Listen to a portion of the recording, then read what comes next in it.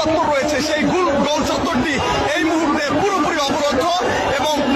সেনাবাহিনী এই মুহূর্তে সেই স্থানে উপস্থিত হয়েছে এবং বিপুল পরিমাণ আইন শৃঙ্খলা রক্ষাকারী বাহিনী, পুলিশ সদস্যরা এখানে উপস্থিত রয়েছে এবং যেমনটি আমরা দেখতে পাচ্ছি মিরপুর 10 নম্বরের যে গোল চত্বর সেই গোল চত্বরে এই মুহূর্তে ঢাকা মহানগর উত্তরের বিভিন্ন পর্যায়ের পদ থেকে বহিষ্কৃত হওয়া সদস্যরা মিরপুর 10 নম্বর অবরুদ্ধ করে তারা বিক্ষোভ মিছিল করছেন এবং তীব্র যানজটের সৃষ্টি হয়েছে তেমন চিত্রই দেখা যাচ্ছে।